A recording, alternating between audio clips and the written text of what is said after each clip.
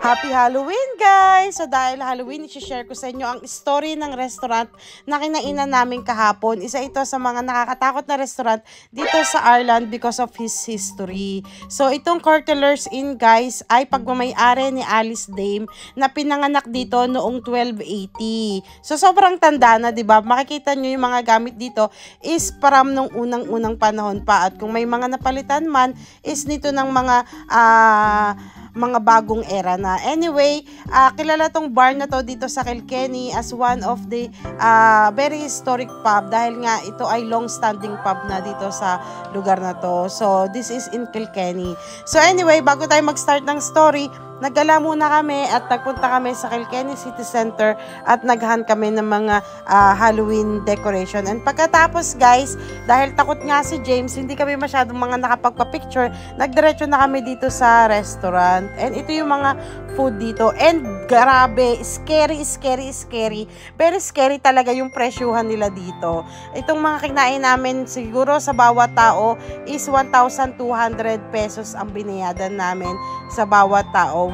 At yan po ay only food and drink. Kapag nagsama pa ng dessert is about 1,500 pesos. So, ang binayadan namin dito, guys, is almost 10,000 pesos for this dinner. So, anyway, it's worth it naman kasi maganda at masarap yung pagkain nila even though it's very simple compared to the other restaurant na kinainan namin. But, we are paying for the venue. We are paying for the atmosphere, guys, because it's Halloween. So, ang may-ari ng restaurant na to is si Alice Dame, guys. So, pinanganak siya noong 1280 century at noong 13th century kailangan niyang pumunta sa England dahil nagtago siya. Dahil kung hindi siya magtatago ay mai-stone to death siya or mababurn siya sa stake. Actually, 4 yung naging asawa niya. Kaya siya naging controversial dahil lahat ng nagiging asawa niya, guys, namamatay suddenly. So, ang yayaman ng mga naging asawa niya. So, they think yung mga tao at mga bishop dito sa Kilkenny, they think na isa siyang witch. Kaya ganun yung storya. Pagkatapos, guys, pagkatapos namin kumain, bumili kami ng mga throw at ng mga blanket dahil manonood kami ng movie tonight kasi Halloween. So, that's how we celebrate our Halloween day.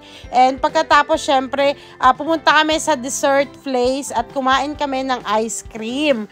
At yan, pwede kayong mag-add ng mga flavors and ng mga crepe and pancake. So, sobrang nag-enjoy kami today, guys. Talagang busog na busog kami at super happy naman tong mga bata. So, that's the main thing. And pagkatapos, umuwi na kami at nag-intay kami ng trick or treater. So, I hope you had a blessed Halloween, guys. Sending you all my love as always.